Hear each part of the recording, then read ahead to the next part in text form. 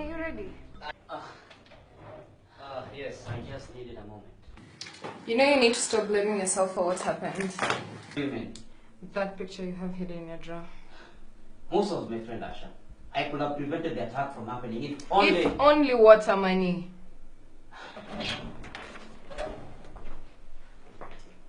I don't think you understand. Then try me.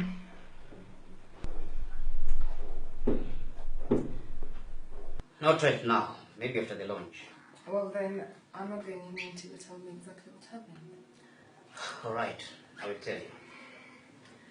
Musa and I met back in college. It was actually the first day of orientation.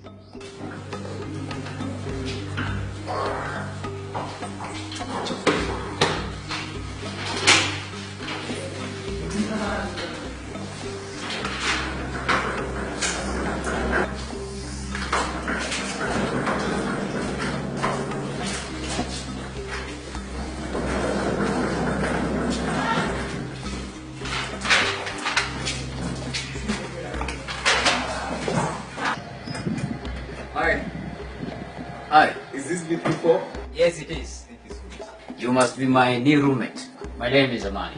And I am Musa. Oh. It's a pleasure meeting you, Amani. Well, welcome. Thank you. That is how it all began, as roommates. But soon we became friends. Musa, Amani, how are you doing? Welcome. What class? Class. How is that going? I'm going to your geography.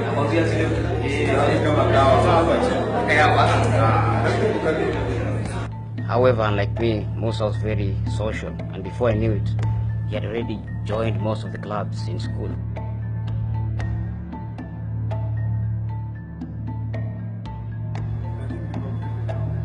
That is just the beginning. Soon, he showed some interest in student leadership.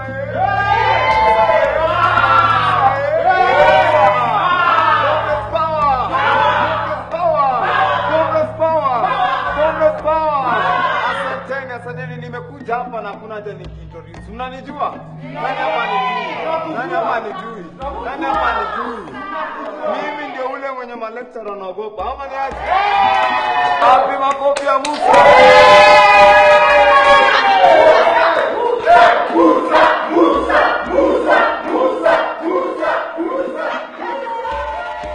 Slowly, things started to fade away. Suicide, brother.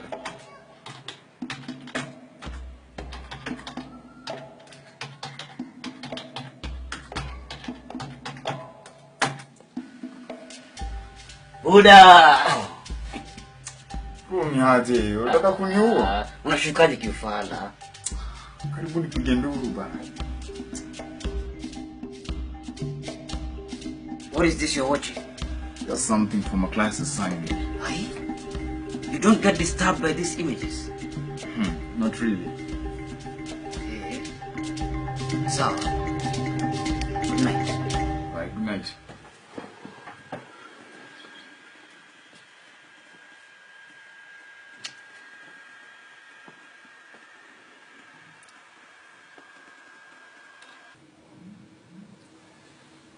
Was that all?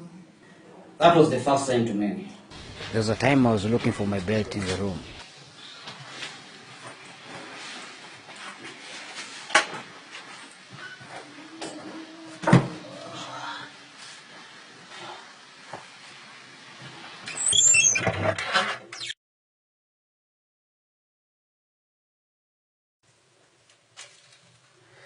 But still, wasn't that proof enough that Musa was being radicalized? True. But a few days later, I saw him talking to a guy in a dark alley. The next time I'm going to make that call, it's going to be time for action. Musa. Okay. Who was that guy? Just a friend. Why did he leave when I called your name? It's complicated, Amani. Is this the same friend that gave you those attires you were wearing the other day? And what's up about all these questions? Don't you know the position I represent in this school? Who are you to question me? You should really learn how to mind your own business, my friend. realized that this was not the same Musa I met on the first day of college. Did you at least try to report it? And say what, Asha? He was the student's president, loved and cherished by all. After all, what was I supposed to say? I couldn't believe it. Well then, what happened next? After that, Musa started missing classes.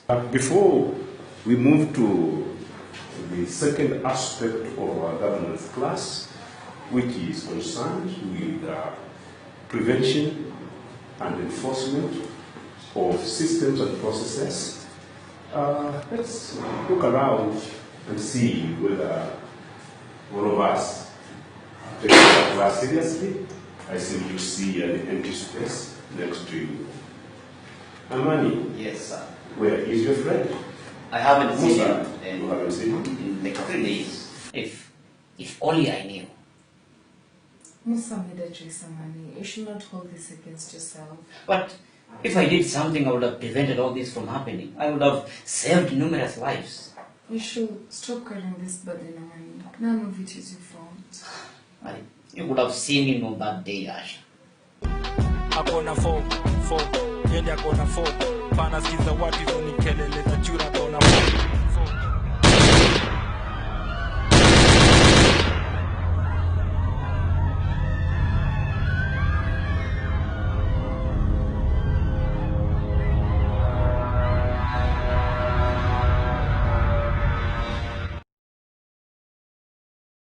Actual number of youth who are unemployed. I think and I believe almost everyone has been able to go through the census. Just recently concluded census report.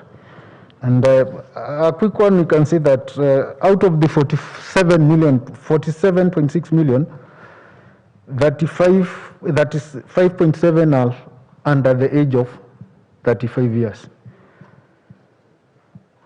That is a big chunk of the population. I think that 3/4 of the population are composed of the youth. If you go to unemployment levels, you'll be talking of about 35%, which is far beyond the national level of 10%. So generally we agree there's a problem with employment or engagement for the youth. We cannot say generally, we cannot talk generally about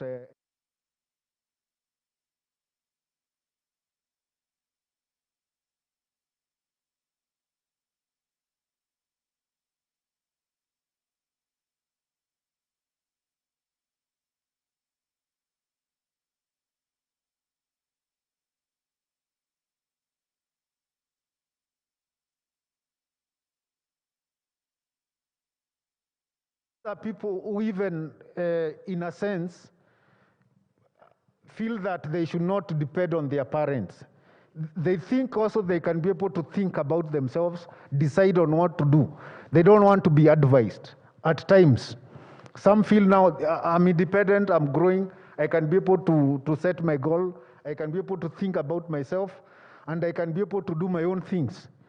But at the end of the day, you still need someone to assist you, to help you develop or even come up with an idea in which you can be able to at least be self-reliant, rely on yourself, be dependent. So generally, we acknowledge and we know it is there. And the problem has been mostly aggravated by the current pandemic. In terms of, maybe I'll talk of the government, we've had several initiatives. And I'm sure possibly we have somebody from the youth who will be able to talk more about that. We have several initiatives which have tried to address the issues of the youth. And yeah, we know they have been talking of challenges. We have things like Oweso Fund, we have the Youth Fund, we have the National Youth Service where they can go and acquire skills. Nowadays we're talking of even TVET, places where you can go. You don't even have to have the fees, the money the government is providing, so that at least you can nurture your skills and be able to develop technical skills, practical skills which can help you be able to be self-reliant. So generally, we know there are those challenges. Some have been claiming that they are not able to access the youth fund.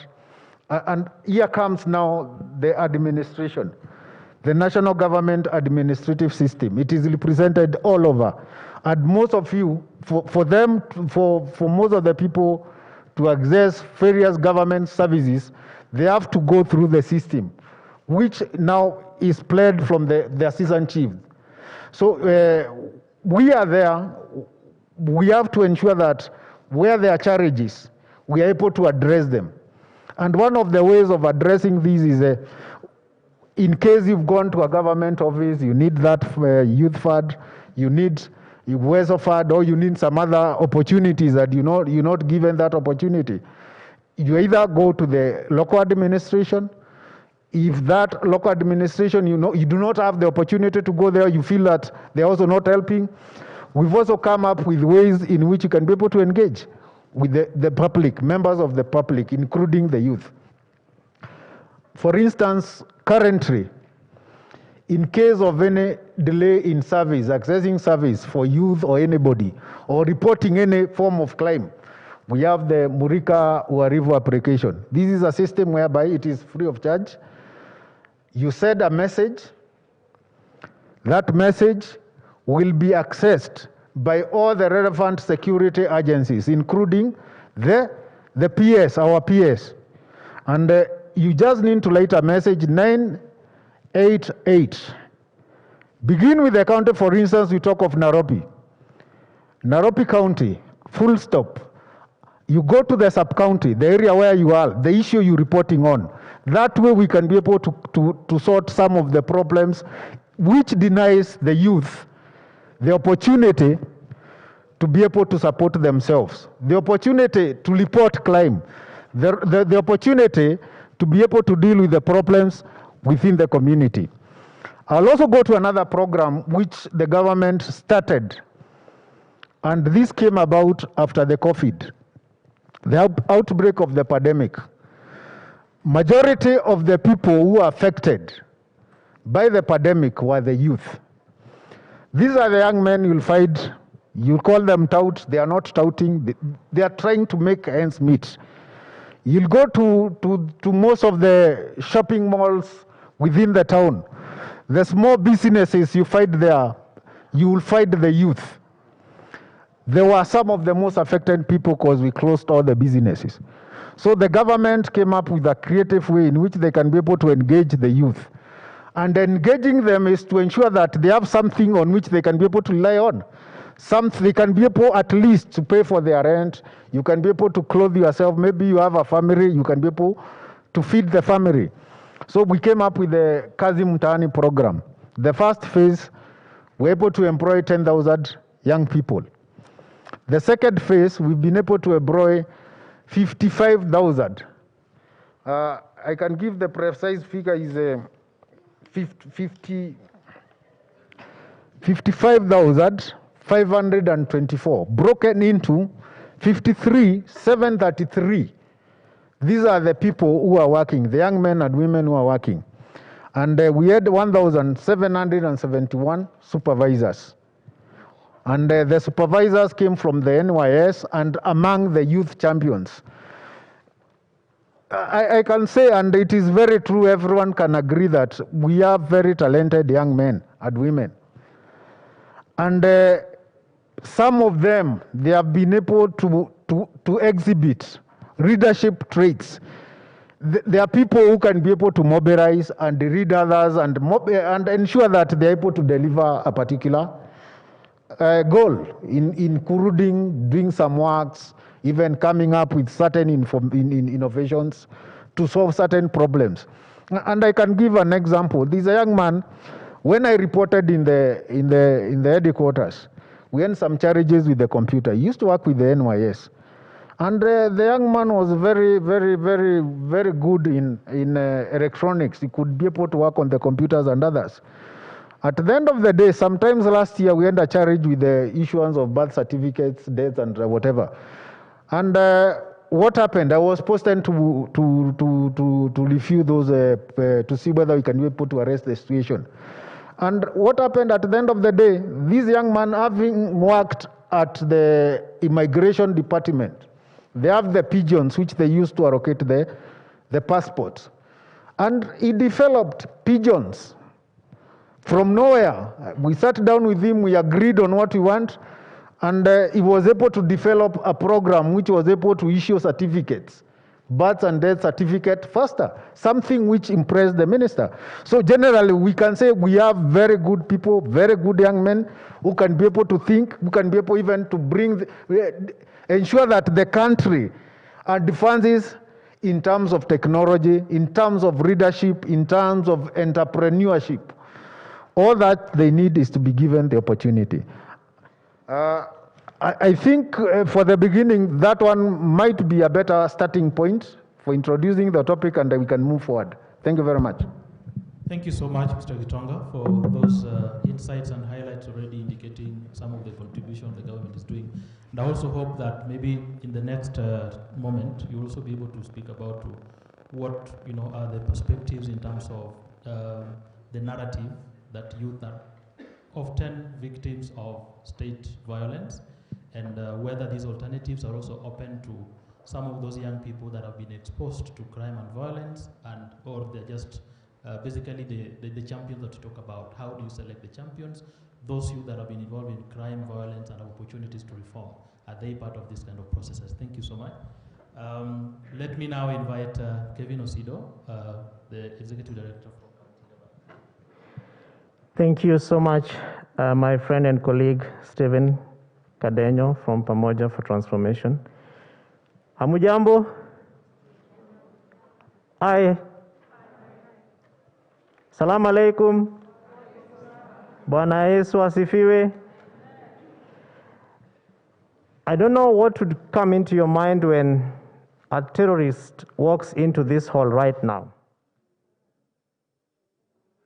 Can you try to visualize? So we are seated on seats that have ramps that are coming down. We have our brothers and sisters with disability in our midst. Some of them cannot be able to see. Some of them cannot be able to shout, "Help me!" Some of them cannot be able to walk or run very fast like most of us here would be able to do so. We have about 2 doors. This one has walls on the other side. This one has an open end, but with a wall. The two at the end of the edge, actually you'll have to scramble through stairs or staircases. And in Kenya today, we have stories of a school where kids were scared of some interesting things, and in the course of scrambling for safety, we lost some lives. Do you remember that story from Kakamega? So I don't know what probably would come into your mind if a terrorist were to walk inside this hall. Where would you run to? How would you get help? Every year, Kenya churns out more than 1.4 million young people into the job market. 800,000 of them from our universities, both public and private, and the balance, about 600,000, 450,000 to 600,000 from our tertiary institutions, so TVETs, polytechnics, among others. All these people, and from yesterday's conversations and today's conversations, this conference is aimed at generating avenues for which young people can be able to get employed. But imagine that kind of statistic, including the numbers that Mr. Gitonga has talked about, are in competition for opportunities. In order to address this particular concern, and given the challenges of employment in this country, both for self-employed and for guaranteed employment through our various career development processes and plans, many young people have been left behind. And so there are people who are seated somewhere in a corner trying to take advantage of that particular opportunity. And these are the violent extremist organizations, both individuals and groups. The video that you are watching is from a campaign that County Governance Watch has been running, which is called the Defend My Future campaign, which involves young people in institutions of higher learning to be able to generate messages to prevent radicalization of fellow young people into violent extremist organizations and groups, including even gangs. But one of the biggest drivers and reasons why young people are getting excited and enticed by some of these organizations and individuals is actually lack of opportunities for employment. And this is why this conference is very important, because we are talking about what are the other existing opportunities for which young people can be able to acquire employment spaces or opportunities. With those kind of numbers, yesterday a friend of mine, he is actually seated in the audience, Mr. Kyoko from Troke, shared with me some very interesting statistics that even as we talk about employment, we're talking about insecurity among young people.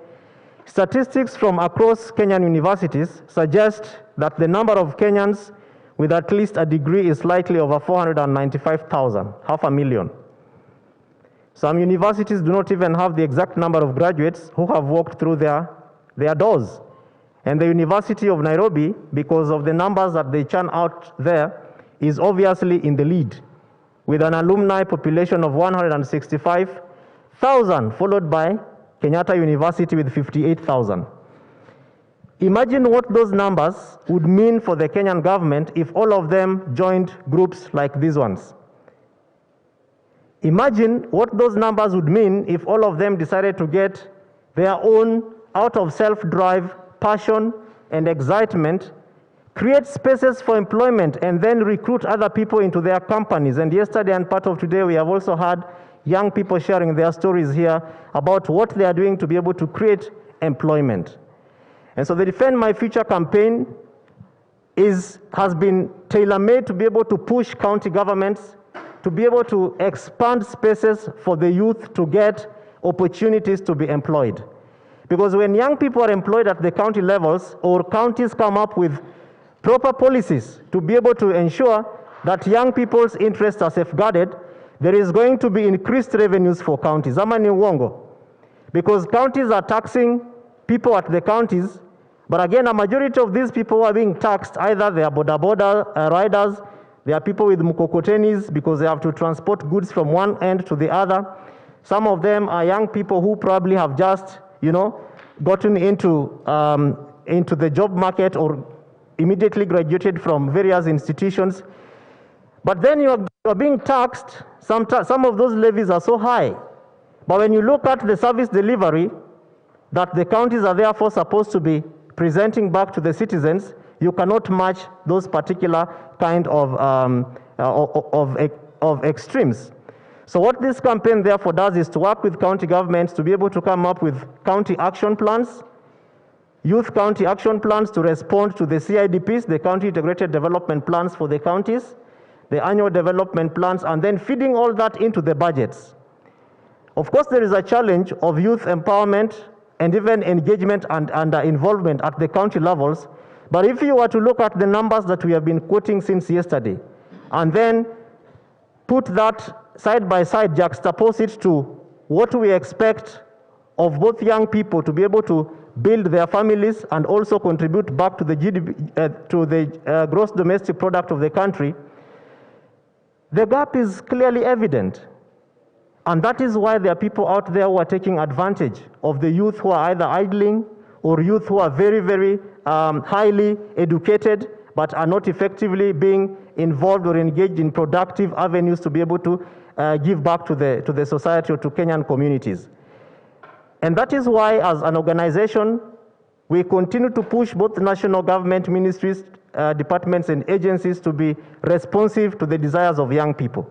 As I move this microphone forward, last year, His Excellency the President came up with an executive order that all the 47 counties must come up with what is called an action plan to prevent and counter violent extremism. And this is part of what we have seen being shown in a video, which we just had at the beginning of this particular session. Within this plan is existence of what is called a county engagement forum. Within the county engagement forum is representatives of various community groups, including young people. That within this particular security framework, and the history of Kenya has been that security has been a very closed sector that is only reserved for security agencies, those who are in government. And that is why I also have to thank Madam Flora Murowa for sending Mr. Gitonga, because she would have really loved to be here to speak to young people. Unfortunately, she cannot make it. But it's also an indicator of what government is doing to be able to bring young people closer to security agencies and also to National Counterterrorism Center through Ambassador Dr. Martin Kimani for sending an officer here also to speak to us about what government is doing to be able to shrink the pool and reduce the curve of radicalization. So I am sure, Mr. Kadenyo, that we are going to have an exciting conversation of how young people can be able to be mainstreamed into all government operations so that we can be able to ensure that young people's voices are being heard, both at the national level and also at the county level. Not forgetting the policy which was launched by His Excellency the President just this year during the International Youth Day. The policy that also gives you the power to be able to hold government to account. When there are budgets that are being set and the voices of young people are not being listened to, the policy gives you the power to be able to make your voice to account at the point where you feel that you need to be heard. So thank you so much also for coming, and we're looking forward to an exciting conversation with you. Asanteni sana. Thank you so much, Kevin, for those very, very insightful remarks. And one thing that I pick from your conversation, and probably this is one thing that we need to think through and engage with moving forward, and it's also good that Kevin comes from the civil society. What happens to these young people? Because as you say, we are losing revenue both at the national level, at the county level, but we are also losing on investment. Look at the journey of our education. What happens to these people? How do we trace them? How do we make good value out of the graduates that we have? And even those also from the TVET institutions. So next is Mr. Cheboi from the National Counterterrorism Center. And his insights relate very closely to almost what Kevin has said. But we know this is also a national institution with a very critical mandate. And it will therefore be of great interest to hear your perspectives and whether the youth are the terrorists or the youth can also counter the same. What options are there for us as a country?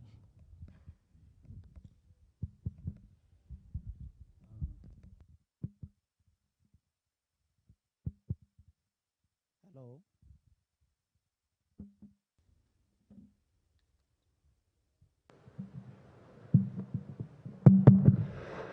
Good afternoon. Hello. How are you? Salamu alaikum. Bwana asifiwe. Asifiwe tena. Yes, my name is Peter Komen Cheboi from National Counterterrorism Center, which is a security agency composed of security organizations in this country. Our main mandate is to coordinate all efforts of CT, that is counterterrorism, and countering violent extremism. So today is a very important day here because you are, or we are discussing very important issue of peace and security and unemployment of youth and even of other people in the society, because employment is not only a preserve for the youth, but also for those who maybe did not get that opportunity to have sources of income. When you look at security in itself, it has different perspectives. One of them is about state-centric security, and we have what we call human security. The human security part is very critical in our context here. Because without such kind of security, which one of them is income, which is brought about by employment, whether formal or informal, will affect one's life. And therefore, we can say that youth is a critical mass, because when you look at the population of this country, it is majorly composed of the youth. And they play various significant roles to ensure that this country moves forward. Let me just try to draw a parallelism between, or a parallel between or among countries with youthful population and those with old population. You'll realize that the countries with old population are now trying to stagnate. Why? Because there is not that manpower from the youth to move it forward as fast as it could be. And therefore, in this context of peace and security, I would like to talk about issue of radicalization of youth, which is believed to be caused by unemployment.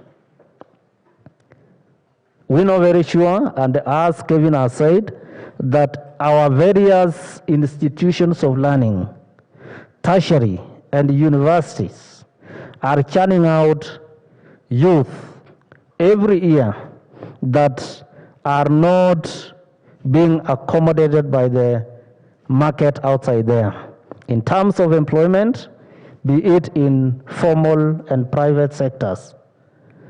And therefore, these youth get attracted to various avenues, and some of those avenues are seen as the negative avenues of being radicalized by radical groups, which main intention is to harm our country and thereby destabilizing our peace and security. And for sure, without peace and security, we know very well that nothing will go on. Let us look at countries that have been unstable for long. Those countries have stagnated. And therefore, it is important that we take care of our youth because they play a critical role when it comes to peace and security and development, because these things go hand in hand. As for NCTC, in its countermeasures, it is working with different stakeholders, different partners, to ensure that they play various roles in assisting the youth in the way that they can.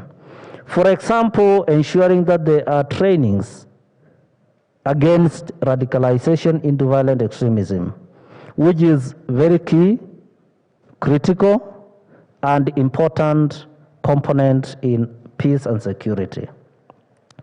Secondly, we have what we call national strategy on countering violent extremism.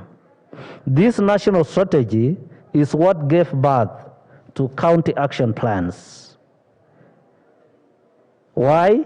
Because the county action plans borrowed the various pillars in the national strategy and they domesticated to suit their counties, basing on their priorities and focusing so much on the causes or the supposed causes of radicalization, crime, etc. in the counties. These were targeting the youth because it is believed that youth are the most involved. And therefore, through NCTC, which is at the national level, counties came up with their action plans.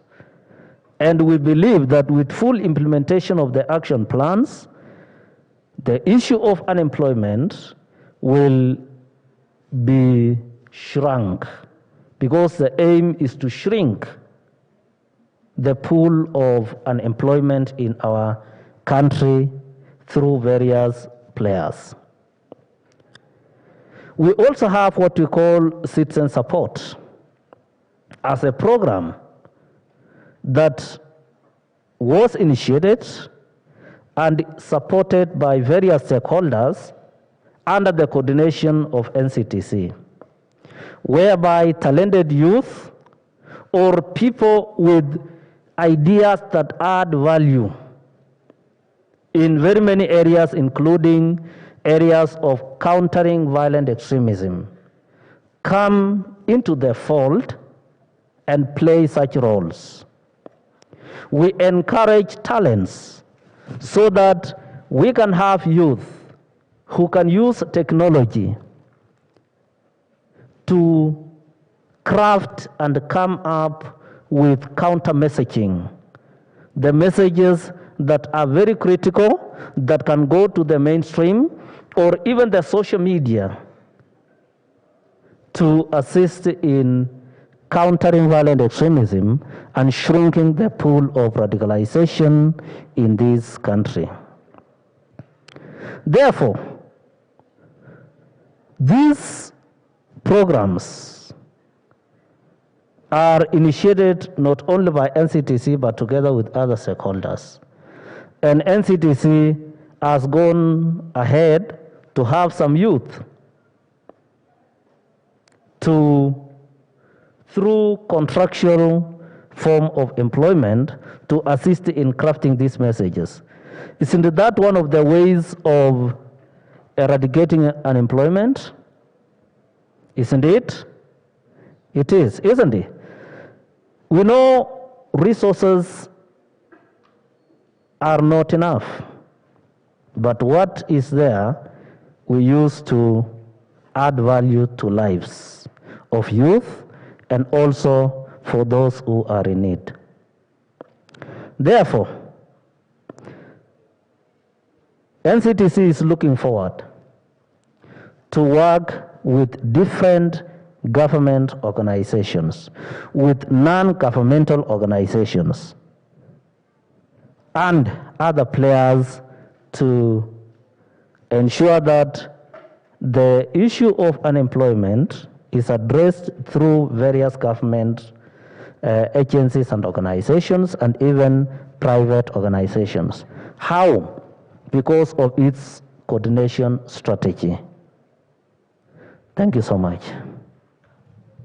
Thank you so much, Mr. Cheboi, for that. And one thing that I would want to follow, and I think it was in part of yesterday's conversation, you've said you know part of the strategies to shrink the unemployment gap is tapping into some of these youth talent, and largely, and I know the government of the day has been very at the forefront of encouraging digitization, and we have a digital government. But within that also lies the question of cybercrime.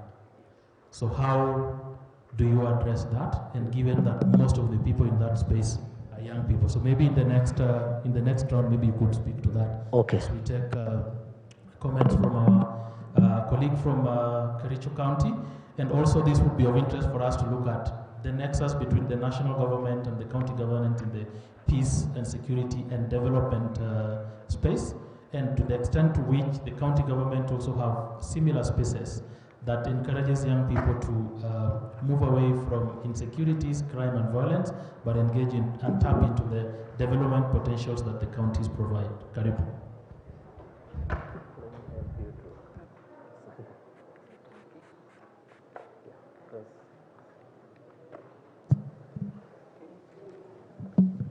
Good afternoon. My name is Lilly Ngok, CEC in charge of Education, Youth Affairs, Sports, and Social Service, Kericho County. First, before I react to what have been asked, I'll want to appreciate the presentations that we've had here, because many of them are addressing the issues that we've had in our county governments, touching on the youths. We have a very critical issue here to discuss on the security and the formation of the groups that we have in our own counties. Before joining the county government, I was working at one of the universities in Kenya, public university, as a dean of students. And one thing that motivated me to join the county government was actually the issues that youths were going through in the university. Having worked with them one-on-one, you would actually get to know the issues that they have, the challenges that they were going through, and what encourages them to join such gangs. Many of our leaders are talking on a theoretical point of view. They listen to others giving them reports. But some of us who've worked with the youths, we understand what they are going through. And many a times when they are involved in such crimes, the DCI, the security from the government would come to the university and they want to arrest the youths without looking at what is causing this. And one of the things that actually made me to come out strong to fight for these young ones is because we want to look at the underlying issues. What prompts these young people to join such criminal gangs? I want to share a very critical issue and a very sensitive one that was involving some of the youths from my county, and these youths were some of my students. We are aware that from the national news, the newspapers, we've always been watching news about youths who are involved in killing politicians, killing chiefs, and some of them were from some of our counties that I'm representing while I'm here. At one point, one of the DCI from our county would come to my office and ask me, I need these students. They are involved in criminal activities. And you know, they're asking me and they are telling me things that are scary. They have the operations, they have the security, they have the weapons, they have what it takes to arrest these students, but they come to me, who is very humble. I don't have anything that I can use for my security, and they want me to help them to arrest the young people. And I was asking them, have you ever asked yourself what makes these young people to join that? And some of them are very innocent. They find themselves in such groups.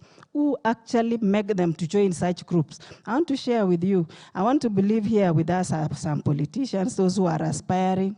Many of these young people join this because of unfulfilled promises that they make to them. In fact, it is always happening immediately after elections because they are so bitter. They were used and abused during campaigns, and they are dumped immediately after the election. Nobody looks at what they were being promised. And many of them, they don't even require money. They require to be hired. They require to be employed. And you know, after they get their seats, they forget about them completely. And the reason why I'm in the county today is to fight for them. The reason why I'm sitting here patiently is not because I don't have other things to do. I have all the other things in my office to do. But I want to be part of what they go through. I want to listen to part of what I can solve if as I am in that position. The challenge has been in the county that anytime you raise issues touching on the youth, they tell us this is not a devolved function. It is not a devolved function. And you cannot make a budget on anything that is not devolved to the county. And I want to thank God because we have various agencies here today who can help us to push for some of these functions to be devolved in the county government, or even if it is not devolved, can we access some funds that can help the young people do what they desire in their lives?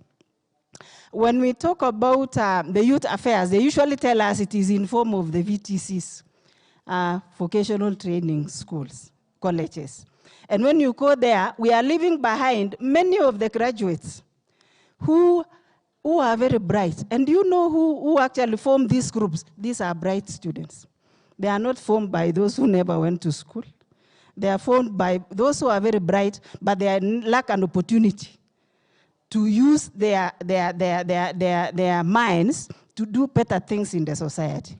I want to encourage those who are in position today. Look at those who have gone through education, those who are very bright in the society, and look for ways to empower them so that you reduce the strength that they have, the energy The energy they are using in causing chaos in the counties is what could be used to create jobs.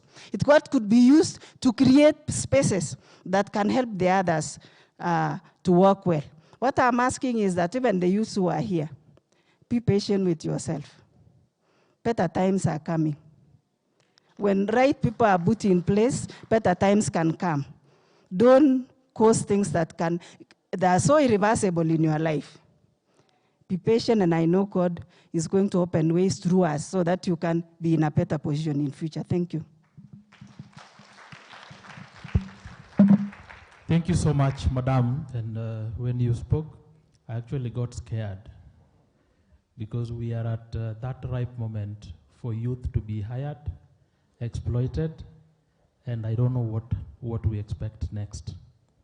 The train has already left the station. Where it has stopped, I don't know, but I'm told it has left the station. So looking at youth and the whole question about organized crime and their exploitation, and then how do we tap or convert this negative energy into something positive?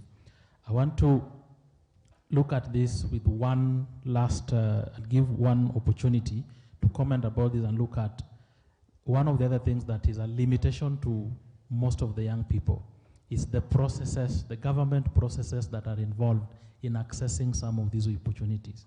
And like I mentioned, we have one of our panelists sitting amongst us from the Youth Enterprise and Development Fund, a key docket from the national government that in my view should find a very seamless point of convergence with the county governments, yet you hear that the youth function is not devolved. So I want to give this mic to Maurice just to make a statement in that regard and look at how we could be able to bridge that further.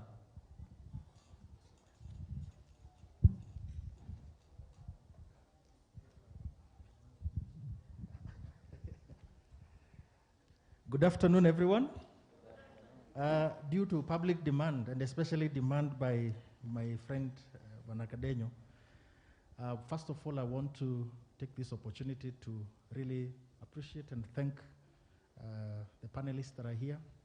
Also appreciate the planners and the organizers of this very important function. And of course, the participants that are in the house. My name is Maurice Murimi. I work for the Youth Enterprise Development Fund. I'm the head of partnerships and resource mobilization. And I'm here on behalf of my boss, the CEO, Mr. Benson Modendi, who could not be able to make it. I have sat in and I've listened to the various issues that have been articulated by my fellow panelists here. And these are very critical issues that are addressing very real challenges, and especially the big challenge of youth unemployment, which of course feeds into the bigger issue of insecurity, radicalization, and all the issues of violent extremism. I'm here to talk about Youth Fund, and especially from the larger perspective of what the government is doing, and also what the government ought to do in terms of addressing this issue that we are discussing today. So allow me, first of all, to just give my very brief presentation on what Youth Fund is all about. Youth Fund, of course, is a state agency. We are currently, housed under the Ministry of ICT and Innovations, and we were started in 2007. What do we do, or what were we created to do? We offer quite a number of services, and while you listen to me, I want you to link what we do with the issues that we are discussing here today. The first one, and the one that many people know us for, is the issue of giving access to affordable business credit. Because basically that is what we do. We give financing and other business development services to young people so that they can be gainfully engaged, in matters enterprise. And so one of the services that we offer is affordable financing or lending to young people. Of course, I know in the course of this conference, we've been able to talk about who our youth is, but in this context, we are talking about people that are between the ages of 18 to 35 years. We have developed so many kinds of loan facilities that are tailor-made specifically for young people. And one of the main things that make our loans very friendly is that we do not lend our loans as the commercial entities, the conventional banks and other lenders in the market. Our rates are very friendly. Most of our financing is actually interest-free, and therefore it makes it very attractive to young people. Later I'll be talking about one of the challenges that has made so many young people not come forward to access this financing.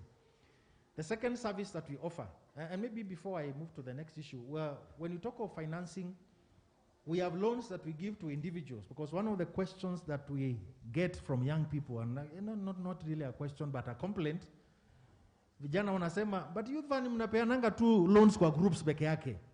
But no, we give loans for young people, to young people who are in groups, because many of them have never done business. So there is security in large numbers, there is safety in large numbers.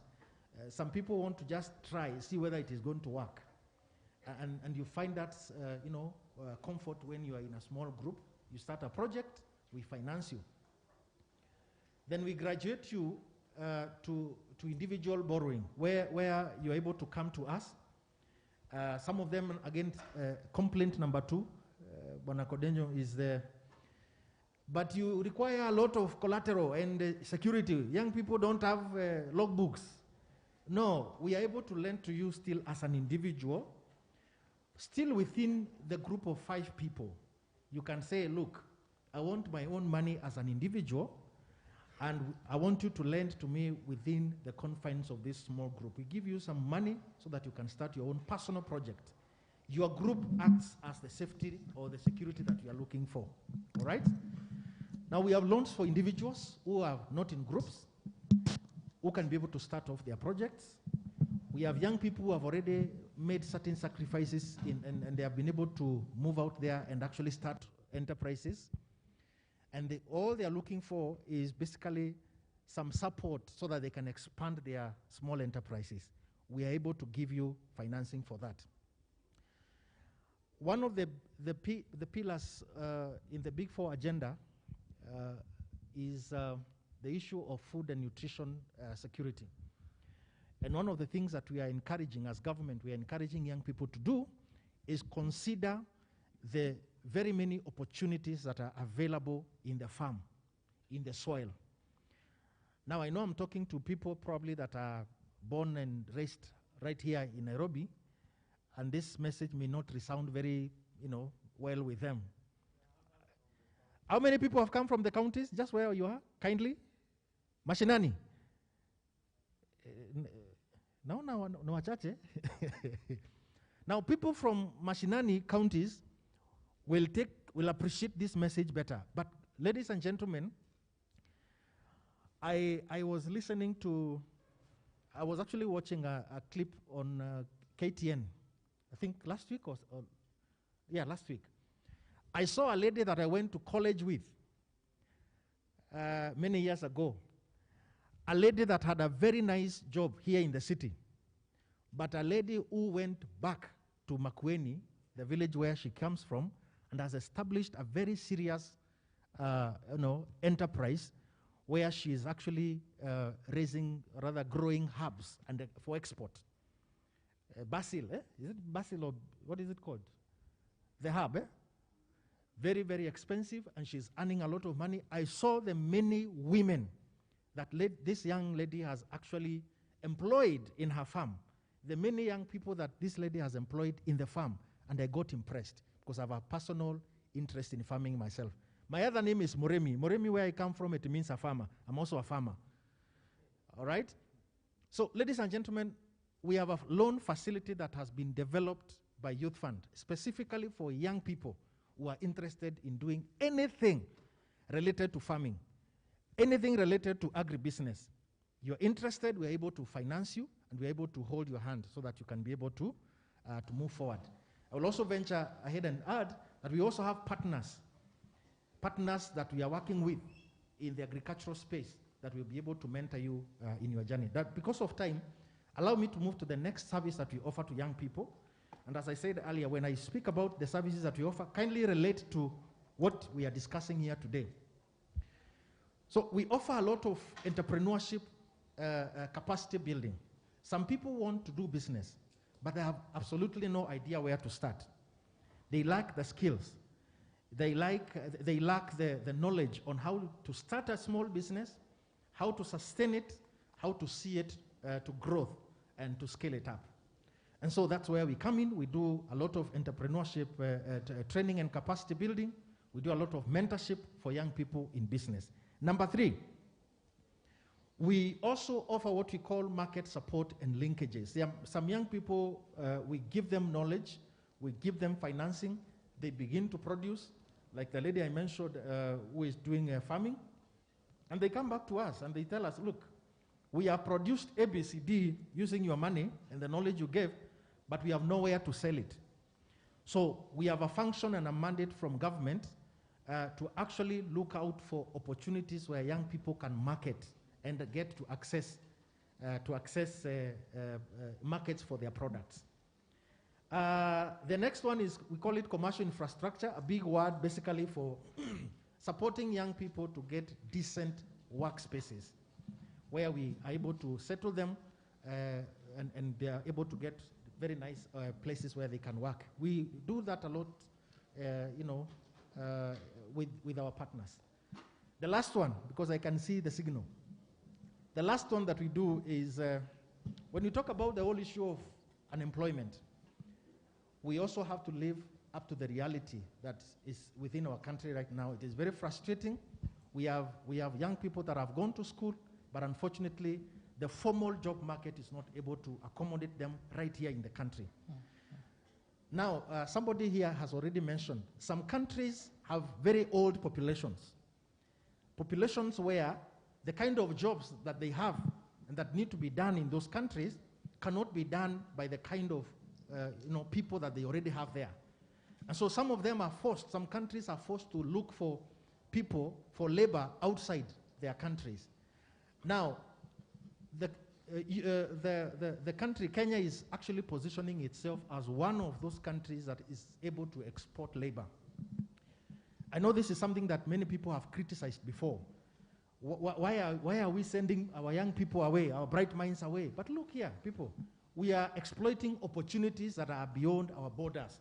And you see, once you go to school, you become a global citizen. Is that not so? Yes. Yeah?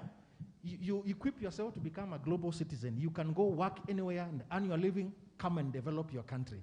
And therefore, in that regard, we have been given a mandate by government, and we are actually working on it very, very much. We have renewed that since 2019, last year, of preparing and facilitating young people so that they can be able to get job opportunities out of the country. We train them and we facilitate you so that you can be able to travel and take up those opportunities. And therefore, in a nutshell, ladies and gentlemen, that is what Youth Fund is doing as a government agency so that we can be able to address the issue of youth unemployment and by extension, the whole plethora of issues that come up when youth are not gainfully engaged. Thank you so much. Thank you so much, Bwana Murimi. And because of time and from my training, I am told that peace building is a process, and we cannot complete it in this forum. It is something that we have to continue engaging in. I am aware that there are certain sentiments that could have been responded to. I want to encourage all of us to take the advantage of a lunch, to engage with the panelists, to follow up on some of those things that are pending, and also any possible questions that you would have wanted to ask as I pass over the mic to our MC. Kindly join me in applauding our panelists.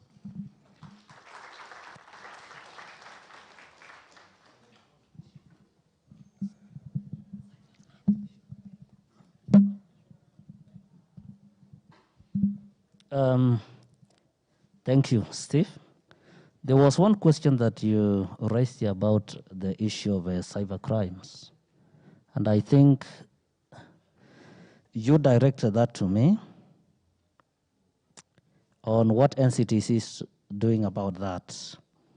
And I want to say that those young talented minds, especially those drawn from IT, are playing important role when it comes to the issue of cybercrime as far as terrorism is concerned in our line of duty. And this is because they normally engage in data mining. And don't be scared if you are doing the right thing over there in your social media platforms, Facebook, among others. There is a lot of data mining that is focused on issues of radicalization and violent extremism in our area. And therefore, we are trying to create some linkages when it comes to connections in terms of that data to see who is coordinating with who in terms of terror activities. And the main reason for that is to ensure our peace and security in our country, not for anything else. And therefore, my advice to you as youth, I know sometimes we may have excitement and overexcitement in use of social media.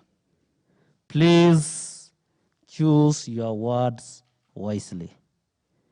Please use social media platforms wisely. What you do today may come back to you tomorrow in terms of how you use it. Remember, even potential employers make use of your social media platforms, your accounts. They refer to what you write there and tell you that, thank you for attending the interview, we'll look into it. You wait for years, centuries, no feedback. And maybe it's one thing that cost you over there is what you once posted innocently in your social media platform. Let us not thrive in insults. Let us not thrive in character assassination. Let us not thrive in being so highly opinionated in some issues that might put you to the extreme. We have so much to say. I think one day you'll invite us so that we can have 2 days of conversation as NCTC alone and the participants. Thank you so much. Maybe we just give 1 minute each to the rest of the panelists so that we close and go for lunch. Kevin? Thank you so much, Bwana Moderator. I just want to, in finishing, say 3 things. 1, let's be patient with our drives, our ambitions, and the things that we aspire to both have and the people that we want to be in future. And that is why this story of Amani and Musa is about the future. Today you might be going through a lot of challenges and you're wondering why is so and so making it and you are not making it. You are not God. Your time is coming. Hallelujah. That time is coming. Tell your neighbor your time is coming. The second issue that I want us to leave this place with is, young people, let's work together. Let's collaborate with each other. I have been a young person. Today I am 38 years old. But my entire life from class 8 has been given to youth service. And that's partly why I am also here. And one challenge that young people have is that we cannot work together. Kwa nini hatuwezi fanya kazi pamoja? Why are we competing with each other? You have an idea here today, you share it with Frederick tomorrow, Frederick goes and shares with Alice. Alice and Frederick join hands together and they are copy-pasting your idea. Let's learn to work together, collaborate, and form strong partnerships. That is how we are also going to be able to work with our county governments to be able to make youth a serious issue that needs special regard and response. Lastly, and I'm hoping that this conference is going to come up with a document that is going to inform policy and legislation. In my earlier remarks, I spoke about the National Youth Development Policy. And Madam Waziri has shared with us how difficult it is, even for county governments to be able to budget for youth programs. I was telling some friends yesterday, I know of counties that put together hundreds of millions of shillings for youth development and programming. But that money never goes to the young people. It is for the governors to hire helicopters and do weekend activities while young people are still languishing in poverty and disenfranchisement. I'm hoping that this conference is going to come up with a document that will be able to push for government to put a clear mandate on where the youth function falls.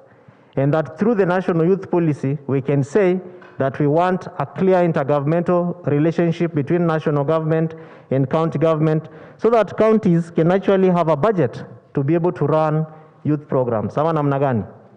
Kwa hayo machache, asanteni na Mungu awabariki sana. Thank you very much. You can hear we're getting quite good information. Before I say something, I would want to tell you that the law of national government administration is articulation, implementation, and dissemination of government policies. We provide leadership, ensure that in all areas we are able to bring all the stakeholders together so that we can be able to ensure that government policies don't think of an amorphous thing. The government is you people. You cannot be able to rule yourself. That is why even we form government, go to elections, we elect certain people, we embrace certain people so that they can be able to ensure that our will is done. What we want to be done is done. We know what is supposed to be done. And we can be able even to give our feedback so that our issues can be captured in government policies. So generally, we work together with all government agencies. And I would want to emphasize and even say that you've seen the government, the way we've been working with the NGOs, the civil society, the county government. Nowadays, we're working on a multi-agency approach. We work together as a team. We work even with youth groups. We work with everyone so that we can ensure that we're able to secure our country, we're able to do good things. Youth are not engaged in crime so that they can be able to develop their talent and be able to help themselves. As I conclude, I want to talk about a few things. We have digital programs. We are doing, like in Kazi Mtaani, we're looking at people with talent in computer. These young men are managing that program. We're also doing trainings in conjunction with them, identifying the talents of the young people, trying to make them work as groups. We've seen lies in opening of accounts by the young men, registration of groups, and we're also trying to link them up with certain government programs and activities where they can be able to nurture themselves. And finally, we're talking of talent. Excuse me, Bwana Gitonga. Kindly, I think we have gone beyond time. Okay, thank you. Just allow us to really finish so that we go for lunch. Kindly. We are really time bad. I've had to interject because we are really time bad. So Steve, I'll hand over to you to finish. You finished? Okay. Colleagues, allow me to give you a chance so that we celebrate our panelists. It's been a good session, and I've heard the last comment from Mr. Osido, which I think our rapporteurs are capturing, and will be part of the resolutions that come from this conference. So, tuwapigie makofi. Maybe they can stand for a group photo. Yeah.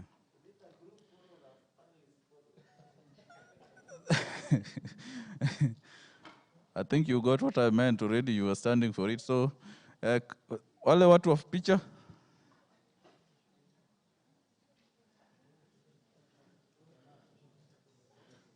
Social distancing, please. Yeah.